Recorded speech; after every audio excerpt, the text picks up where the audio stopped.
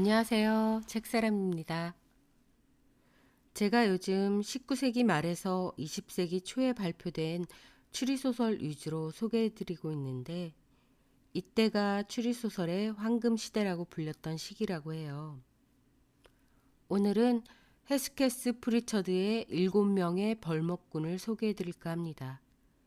이 작품에는 캐나다 산림지대에서 사슴사냥 가이드로 일하는 노벤버 조라는 인물이 등장합니다. 숲속의 셜록 홈즈라는 별명을 가졌고 퀘벡 지역 경찰에 협력하는 명탐정이기도 합니다. 오늘 소개해드릴 작품은 노벤버 조, 숲속의 탐정. 이 책에 수록된 시리즈 중 한 편인데요. 전편에서 제이니 라이온이라는 여성에게 끔찍한 폭력을 휘두르던 그녀의 남편이 살해당하는 사건이 발생했습니다. 경찰은 범인을 밝혀내지 못했는데요. 전편을 알고 가셔야 첫 서두를 조금 이해하실 것 같아서 말씀드렸습니다.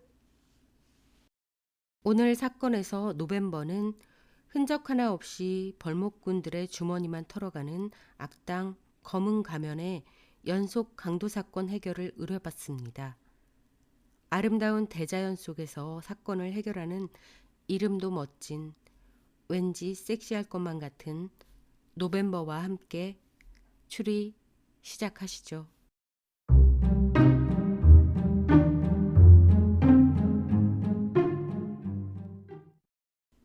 7명의 벌목꾼 헤스케스 프리처드.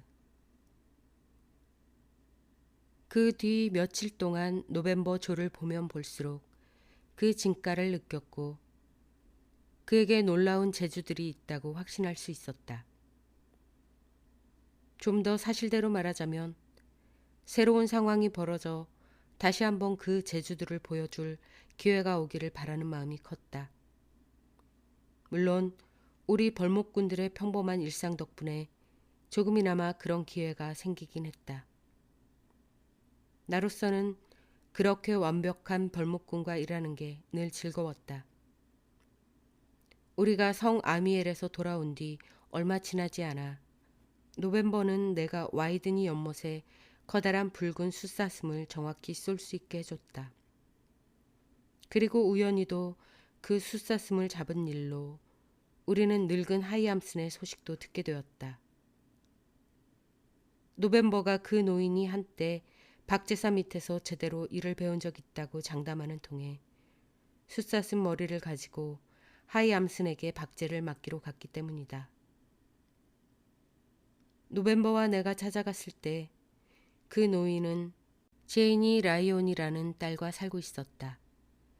끝내 경찰은 거목 운반로에서 남편 라이온을 응징한 사람의 정체를 밝혀내지 못했기 때문이다. 부녀는 아주 행복하게 살고 있는 것 같았다. 하지만 내가 본 바로는 아름다운 제이니가 라이온이라는 성을 그리 오래 지니고 있지 못할 것 같아 솔직히 걱정스러웠다. 돌아오는 길에 노벤버 조에게 그런 속마음을 슬쩍 비쳤더니 노벤버가 입을 열었다. 자연의 순리지. 애비인 하이암슨이 내게 그러더군. 백스터 거드나 밀러 같은 자들은 딸에게 안식을 주지 못한다고 말이지. 어쨌든 여자는 결혼하는 게 더 낫다고 봐. 그럼 남자는? 숲의 매력에 너무 깊이 빠진 사람이 아니라면 괜찮을지 모르지. 하지만 아비새가 호수를 찾아오는 소리를 들어온 사람들에게는 조금 다를걸. 하지만 조, 간혹 보면 아주 예쁜 여자들이 있단 말일세. 코르치 자네가 나보다 예쁜 여자들을 많이 보긴 했지. 하지만 쿼리치 부인에게서 집으로 돌아와 얘기하고 놀아달라는 전보 같은 건 전혀 안 오는 걸로 알고 있네. 노벤버가 웃는 얼굴로 전곡을 찌르자 순간 뭐라고 대답해야 할지 모르겠어서 우리는 잠시 아무 말 없이 가던 길을 계속갔다. 숲에서 나와 노벤버의 오두막으로 이어지는 2km 가까운 오솔길로 들어서자 날이 저물면서 비까지 내리기 시작했다. 노벤버는 즉시 시선을 내려 빠르게 땅을 훑어봤다. 덩달아 땅바닥을 쳐다보던 나는 새로 난 발자국들을 발견했다. 이것들이 뭔데 그러나? 나는 노벤버의 기술에 무척 관심이 있었다. 그래서 이렇게 매일 사소하게나마 시험해보곤 했다.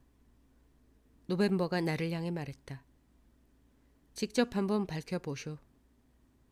그것들은 평범한 발자국들이었다. 내가 봐봤자 더 이상의 정보를 얻을 수 없었다. 인도인의 것으로 보이는 목화신을 신은 남자가 지나갔군. 아닌가?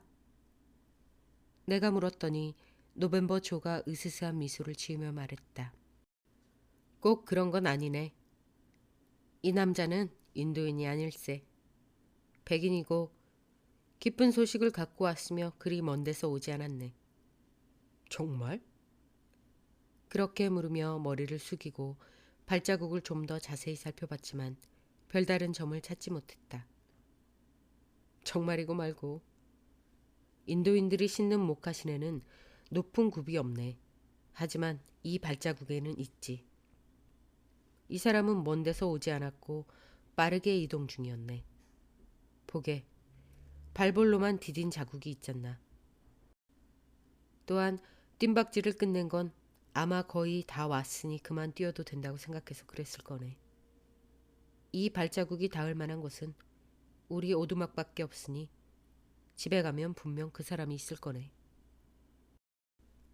10분 후에 노벤버의 집이 시야에 들어오자 문 옆으로 웬 덩치 큰 남자가 통나무에 걸터 앉아 파이프 담배를 피우는 모습이 보였다.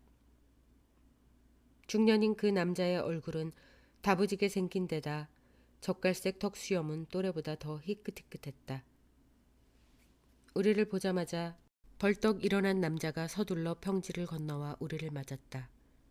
그리고 큰 소리로 말했다. 이복의 노벤버, 검은 가면이 다시 나타났네. 순간 노벤버의 얼굴에 기쁨까지는 아니더라도 기대감이 반짝 스치고 지나갔다. 노벤버가 나를 보고 말했다. 이분은 리버스타 펄프 회사의 심학사 책임자인 클로즈 씨네. 클로즈 씨, 이쪽은 쿼리치 씨라고 합니다. 노벤버는 정중한 소개를 끝낸 뒤 신중한 목소리로 물었다. 이번에 검은 가면은 어땠습니까? 예수법 그대로야. 허나 올해는 우리가 꼭 잡아쳐 넣을 거네. 아니면 내 성을 갈지. 내가 어리둥절한 표정을 짓자 조슈아 클로즈 씨가 내게 직접 설명해줬다. 작년에 C막사와 개척지를 오가는 길에 5번이나 강도 사건이 났지 뭔가. 매번 벌목꾼이 달랑 혼자 있을 때 당하고 그때마다 검은 가면을 쓴 놈이 강도짓을 해왔다네. 노벤버가 여기 없을 때 말이지. 필라델피아에서 온 변호사와 엘크를 쫓아 와이오밍주에 갔을 때지. 키가 크고 젊은 벌목꾼 노벤버 조가 보충 설명을 해줬다. 클로즈 씨가 이어 말했다. 경찰은 전혀 체포를 못했다네. 강도를 당한 뒤 4시간도 안 돼서 출동한 적도 있는데 말이지. 하지만 그런 건 전부 과거사라 치세. 내가 1시간에 11km를 달려서 여기에 온 이유는 어젯밤에 댄 마이클스가 겪은 일 때문이야. 댄은 3달 가까이 일했는데 그저께 사무실로 와서는 어머니가 돌아가셨다면서 장례식에 가야 하니 휴가를 내겠다고 하더군. 괜찮은 사람인 걸 알기에 내가 만류해보려 했지. 1년도 채 안 된 지난번에 우리가 호수 쪽에서 작업할 때 어머니 장례를 치르지 않았냐고 다시 한번 말해봤지만 아무런 소용이 없었네. 잔뜩 흥분해서 전혀 들으려 하지 않더군. 주중에 꽤 두툼한 돈다발이 있는 걸 보니 몽땅 써버릴 작정인 것 같았네. 그래서 할 수 없이 품삯을 주면서 장례식에서 돌아올 때까지 자리를 비워두겠다고 했지. 그리고 흥청망청 놀다 오라고 열흘의 휴가를 줬다네. 그런데 내가 그 친구에게 품삯을 줬을 때가 4시 언저리였던 터라 분명 막사에서 자고 새벽에 나가겠거니 생각했네. 근데 그러지 않았더군. 내 잔소리가 지겨웠는지 요리 담당에게 나에 대해 이러쿵저러쿵 떠들면서 내가 감독으로 있는 막사에서는 더 이상 자지 않겠다고 하고는 서둘러 개척지로 떠났더군. 혼자서요? 혼자서 말이지. 그런데 다음날 아침 일찍 동이 틀 때 그 친구가 다시 돌아와서는 나한테 막 주저리 떠들더라고. 13km쯤 갔을 때 날이 어둑어둑해지기에 우리가 작년에 주로 벌채를 했던 곳 바로 뒤편에서 야영하기로 했다더군.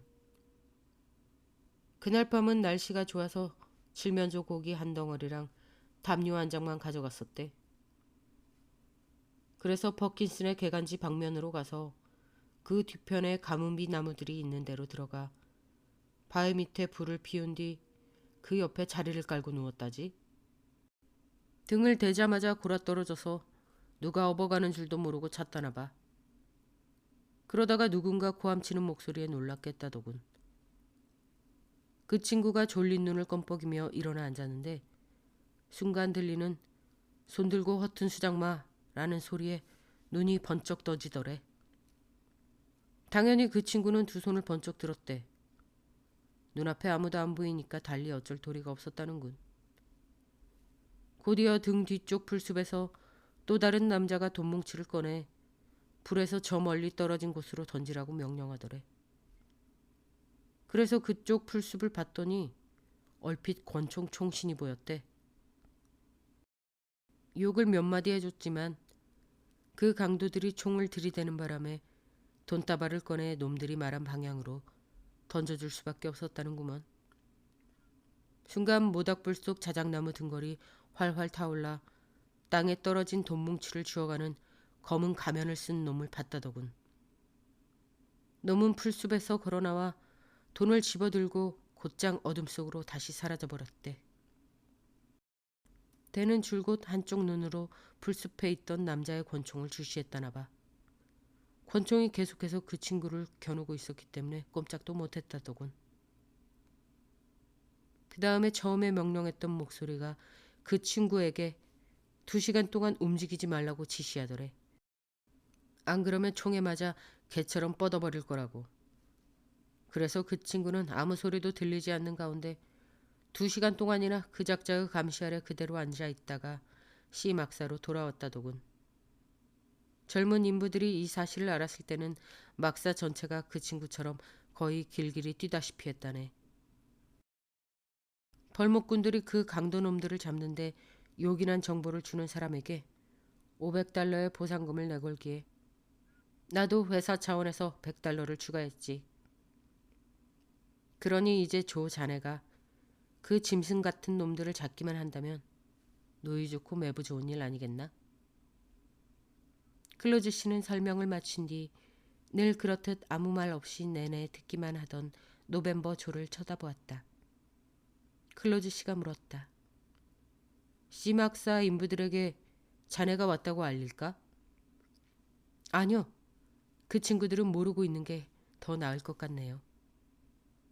노벤버가 잠시 말을 멈추었다가 다시 길게 이어 말했다. 클로즈 씨는 다시 돌아가시는 게 좋겠어요. 저는 퍼킨슨의 개간지에 갔다가 강도들이 나타났던 현장을 둘러본 뒤 보고 드릴 게 나오면 C막사에 들어갈 핑계를 찾아볼게요. 노벤버 조우 말에 클로즈 씨도 동의했다. 곧이어 건장한 체격의 클로즈 씨는 성큼성큼 걸어서 땅거미가 진 숲속으로 사라져버렸다.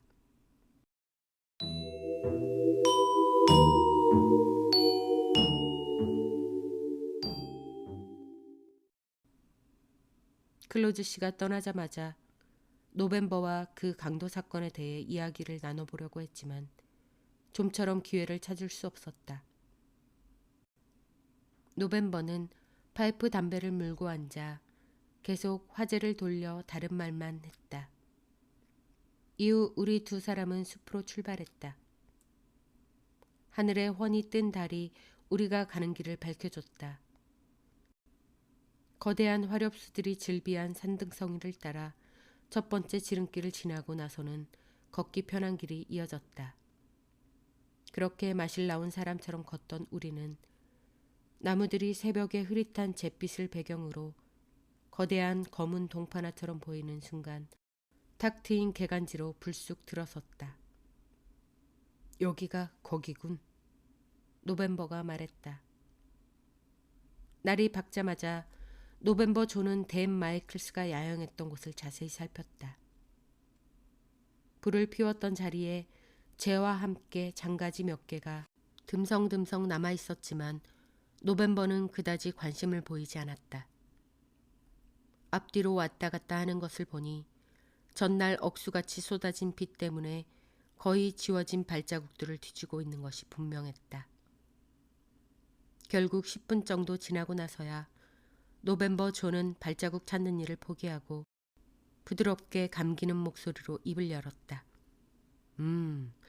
이자는 늘 운이 좋단 말이야. 누구 말인가? 그 강도 말일세. 작년을 생각해봐. 매번 흔적 하나 없단 말이지. 강도 들이겠지. 내가 수정해주자 노벤버가 다시 말했다. 한 놈이라네. 마이클스가 두 사람의 목소리를 들었다고 했지 않은가? 가면을 쓴 사람이 나타난 바로 그 순간 풀숲에서 또 다른 사람이 권총을 들고 있는 게 모닥불에 얼핏 비쳤다고 한 것 같은데. 노벤버는 내 말에 아무런 대꾸도 없이 다 타버린 모닥불에서 저 멀리 떨어진 곳으로 나를 데려갔다. 그러고는 앞서 자기가 살펴봤던 가문비 나무 가지들을 벌려보았다. 땅에서 1m 50cm가 채 안 되는 높이쯤에 장가지 한두 개가 부러져 있었고 나무 몸통께는 껍질이 벗겨져 있었다. 노벤버가 잘생긴 얼굴로 돌아보더니 웃으며 말했다. 그자가 권총까지 지니고 있었다니 대단히 흥미롭지 않은가? 딱 한 놈밖에 없었다니까. 여기 갈라진 가지에 권총을 고정해 놓았던 거네. 대내게 기가 막힌 속임수를 써서 상대가 두 사람이라고 생각하게 만든 거지. 비가 내려 발자국 대부분이 지워졌으니 시막사로 올라가서 되든 안 되든 간에 한번 해보세. 하지만 나는 먼저 사슴을 한 마리 잡는 게 좋겠네. 인부들에게 고기를 가져다 주러 왔을 뿐이라는 인상을 주도록 말이야. 막사 근처에서 사냥을 할 때면 자주 그랬으니까 다들 그렇게 생각할 거네. 뒤이어 함께 시 막사 쪽으로 가던 길에 노벤버가 비가 그친 뒤 비포장 도로를 건너간 어린 숫사슴의 발자국을 발견했다. 내가 기다리는 사이 노벤버 존은 그림자처럼 산딸기 초목들 사이로 빠르게 사라지더니 20분 후쯤 숫사슴을 어깨에 떠메고 돌아왔다. 사냥꾼의 능력은 물론이고 숲속을 소리 없이 오가는 재주로도 노벤버를 따를 자가 거의 없었다. 시 막사에 도착하자마자 노벤버는 잡은 사슴을 요리사에게 넘겼다. 곧이어 우리 두 사람은 사무실로 갔다. 인부들은 모두 벌목장에 가서 없었지만 감독은 남아 있었다.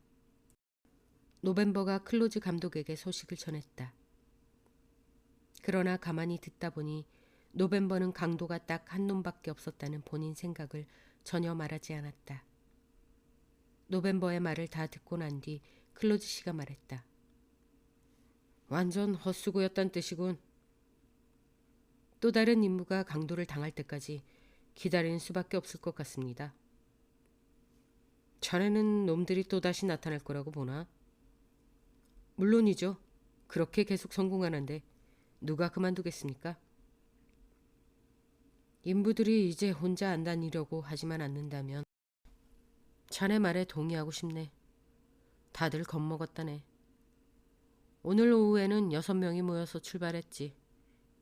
그러면서 운이 좋아 그 강도 놈들을 만났으면 좋겠다면서 자기네들한테 걸리면 어떻게 죽일 건지 뻐기고 난리가 났었네. 하지만 물론 놈들은 나타나지 않았지. 그렇게 큰 무리는 두려웠던 게야. 그럴 수도 있겠네요. 클로즈 씨가 허락하신다면 쿼리치 씨와 함께 오늘 밤 여기서 자고 가겠습니다.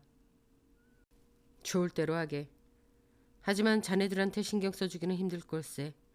장부 정리가 밀려서 밤을 새워서라도 다 끝내야 하거든. 그러면 질문 하나만 할 테니 대답해 주셨으면 합니다. 다름이 아니라 그 강도는 어떻게 댄 마이클스의 주머니가 두둑한지 알았을까요? 흥청망청 마시고 놀러 나간다는 걸 어떻게 알았을까요? 누군가 놈에게 말해준 게 틀림없어요. 검은 가면의 친구가 C막사에 있는 게 분명해요. 그게 아니라면 그게 아니라면? 감독이 되물었지만 노벤버는 더 이상 말하려고 하지 않았다. 문득 어떤 생각이 떠오른 듯 했지만 클로즈 씨는 노벤버 조에게서 그 생각을 들을 수 없었다. 하지만 나는 노벤버가 그곳의 젊고 무뚝뚝한 벌목꾼들을 전적으로 믿고 있다는 것을 느낄 수 있었다. 다음 날 아침 노벤버는 서둘러 떠날 생각이 없는 것 같았다. 그런데 점심 먹기 직전에 6명의 인부들이 우르르 막사 안으로 뛰어들어왔다. 6명이 동시에 큰 소리로 말하는 통에 왜 그런 소란이 벌어졌는지 알아볼 겨를조차 없었다. 그 사람들이 꼭 전해주려고 하는 말을 듣기 위해 감독이 나섰다.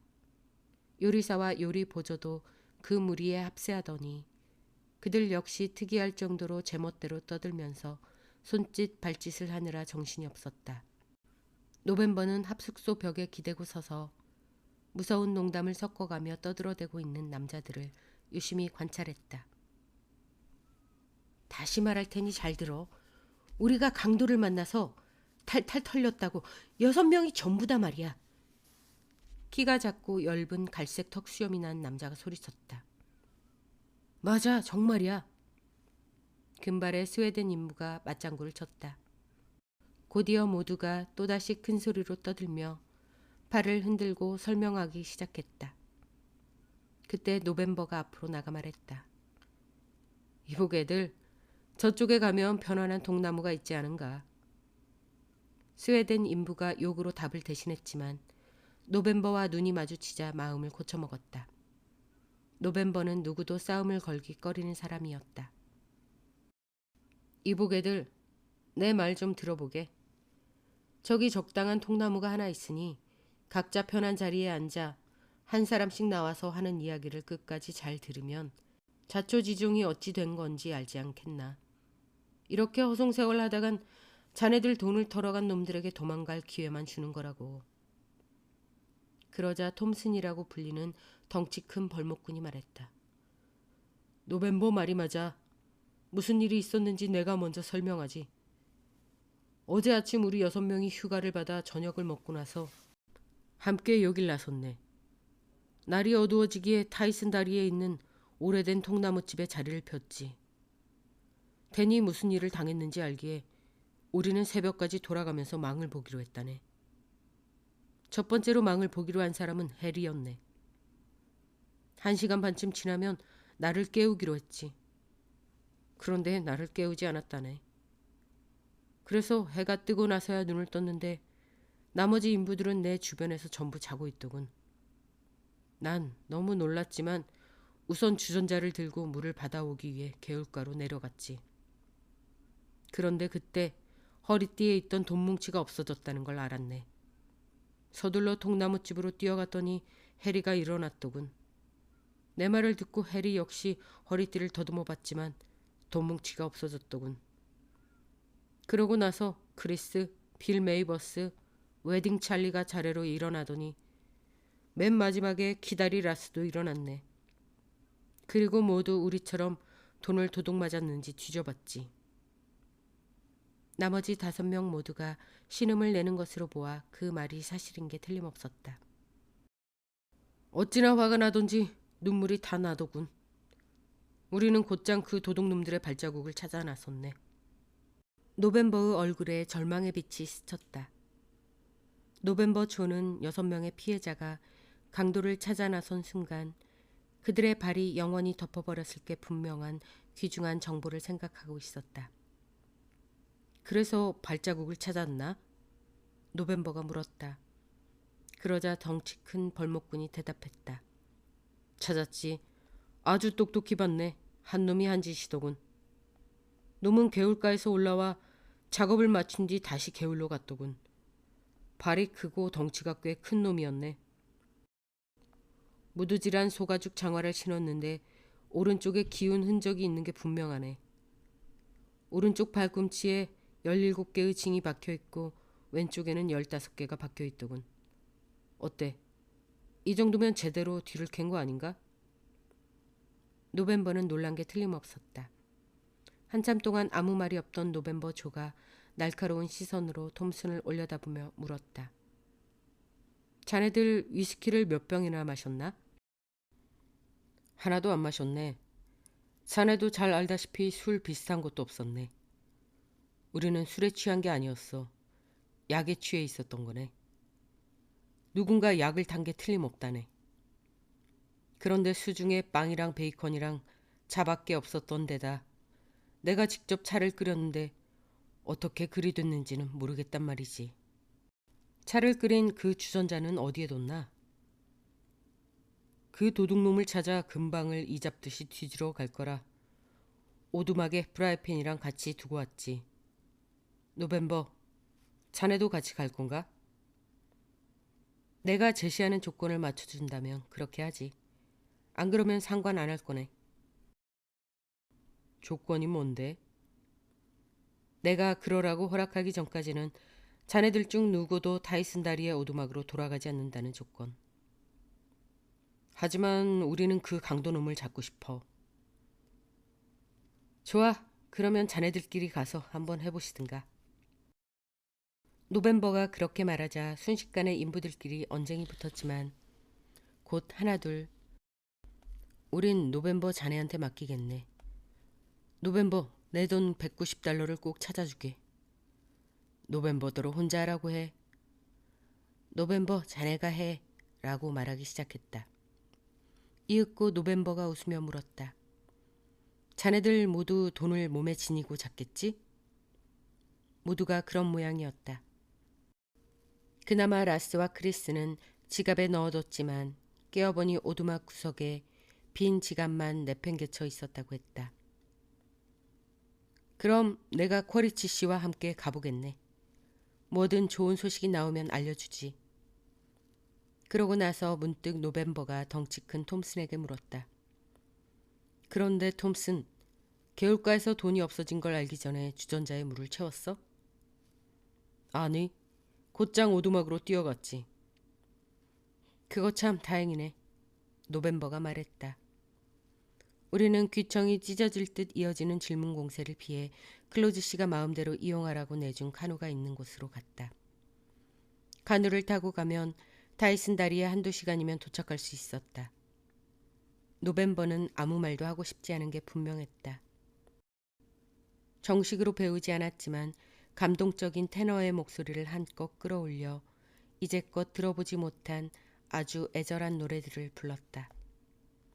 노벤버가 음악에 담긴 감정적인 연민의 힘을 높이 산다는 것을 나중에야 알았다. 그 점에서는 많은 벌목꾼이 그와 비슷했다. 자작나무 숲을 지나고 오리나무 숲을 벗어나자마자 내가 물었다.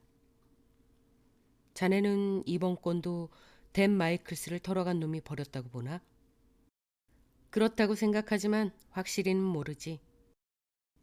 지면 상태가 좋으니 저쪽에 가서 수많은 의문점의 해답을 찾아야겠지.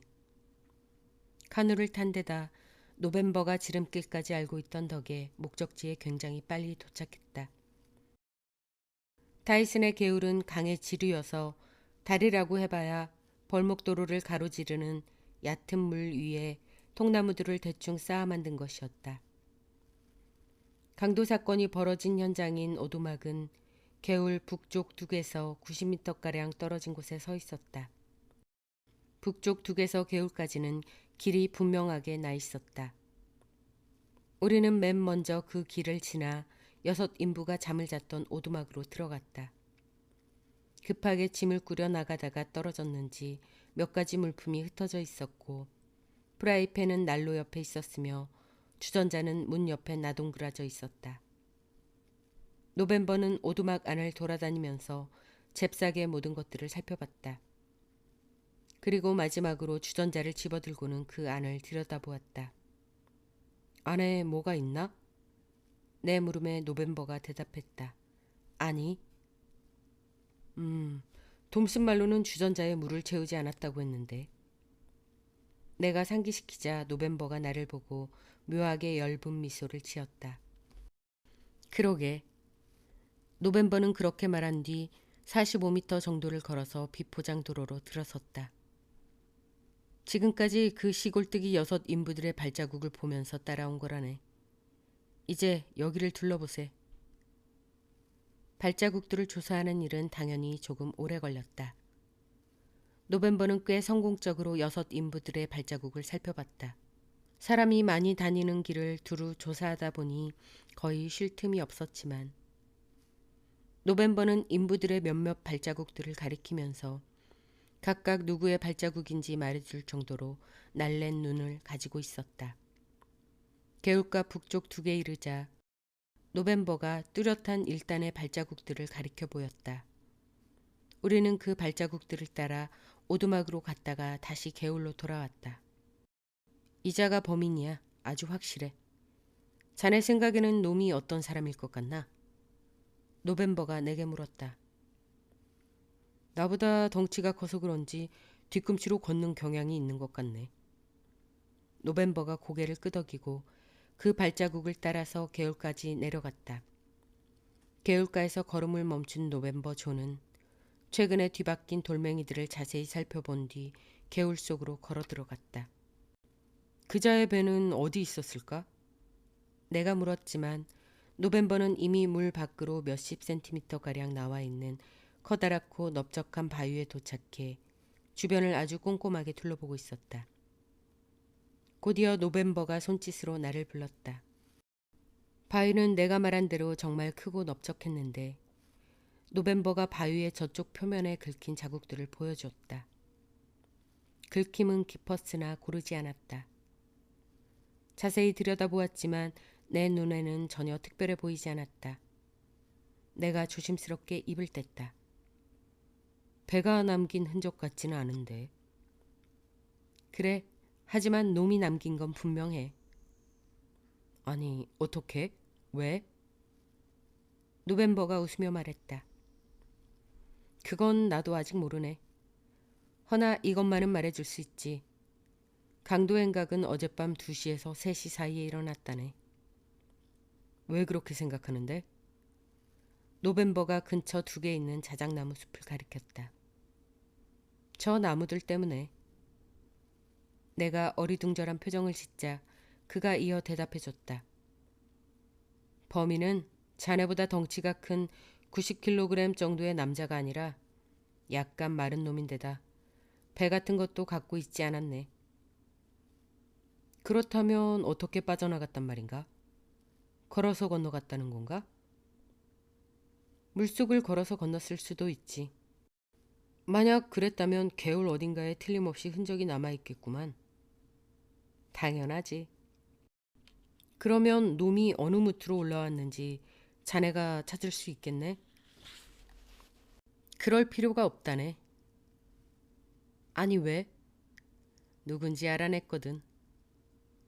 나는 쓸데없는 질문인 줄 알면서도 묻지 않을 수 없어 놀란 목소리로 크게 외쳤다. 설마 그게 누군데? 자네도 곧 알게 될 걸세.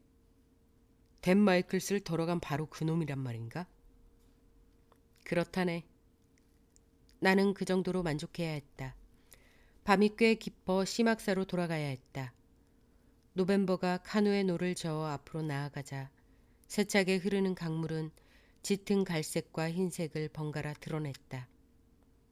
빠른 물살이 우렁차게 귀를 때렸다. 하지만 막사 아래쪽 조용한 구역에 이르렀을 때 큰 소동이 벌어져 아우성치는 소리가 들렸다. 우리는 서둘러 무트로 뛰어내린 뒤 말없이 곧장 감독이 기거하는 사무실 쪽으로 갔다.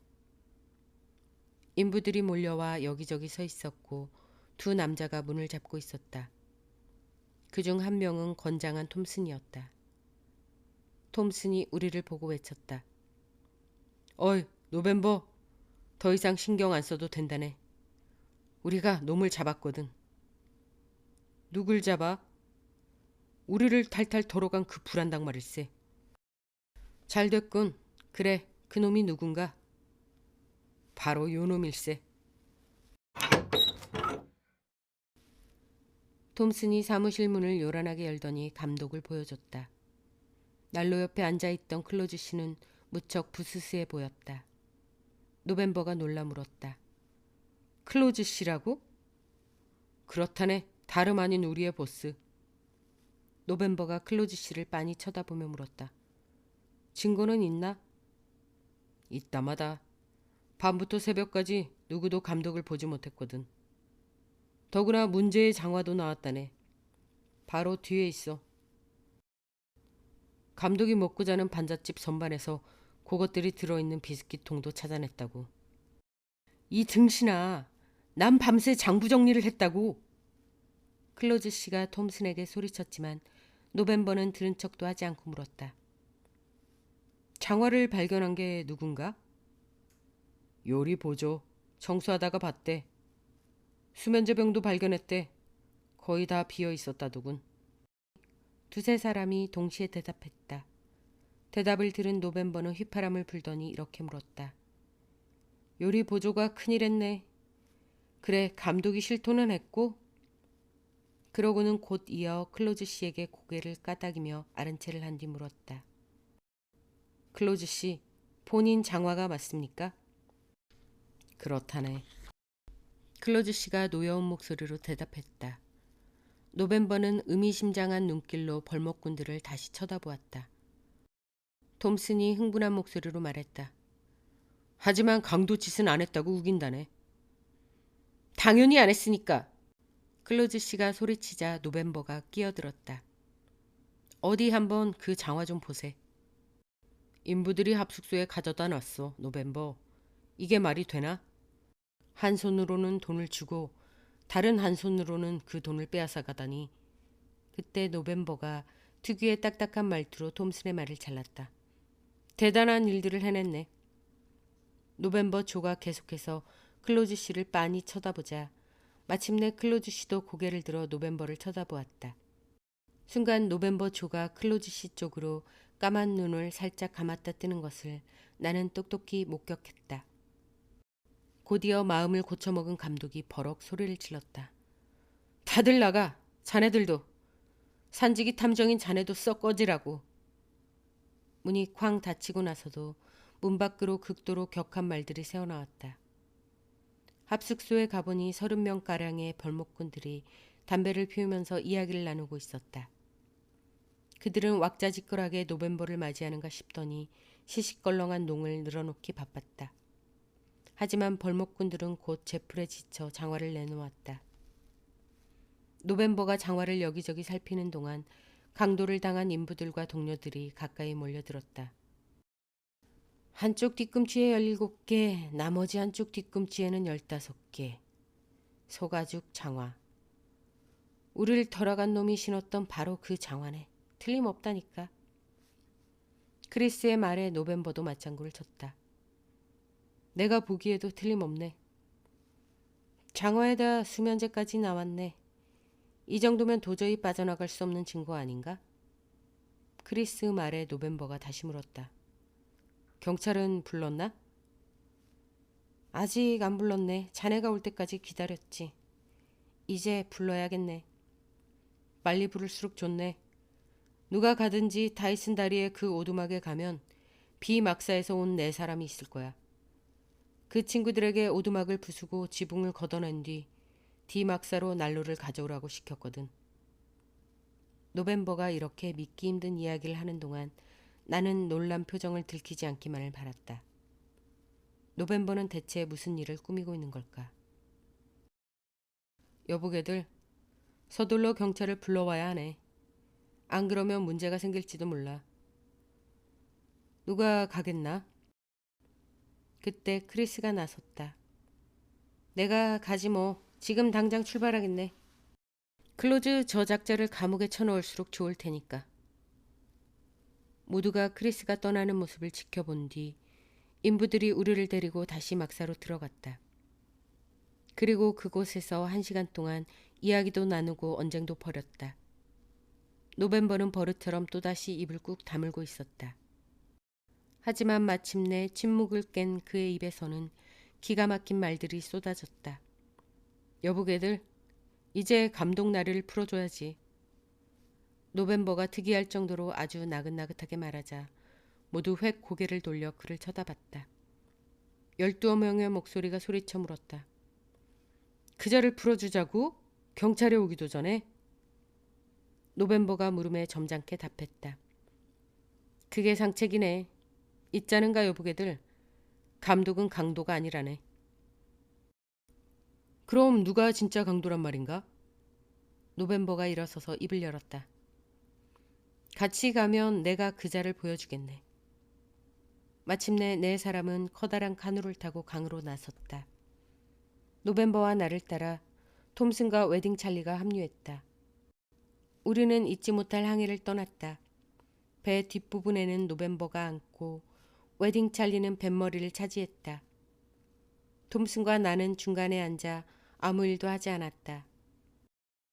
우리가 탄 카누는 물살이 이는 급류를 뚫고 세차게 나아갔다. 강둑 풍경이 손살같이 지나갔다.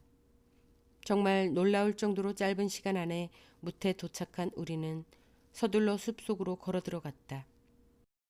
타이슨 다리 근처의 개울가 두구로 나올 때까지 나는 깜깜해서 어디가 어딘지 전혀 감을 잡을 수 없었다. 우리 4사람은 강둑을 건넌 뒤 오두막에서 18m 남짓 떨어진 커다란 바위 뒤에 쭈그리고 앉아 몸을 숨겼다. 앞서 노벤버는 우리에게 숨소리도 내지 말고 오두막을 감시해야 한다고 경고해뒀다. 시시각각 바뀌는 달빛과 어른거리는 그림자들을 뚫어져라 쳐다봐서 그런지 몇 시간이 흐른 것 같았다. 어느덧 희끄무레하게 날이 밝아오는 순간 노벤버가 살금살금 움직이기 시작했다. 그리고 잠시 후 나뭇가지가 부러지는 소리가 들리더니 곧 바로 다리 위에서 발소리가 났다.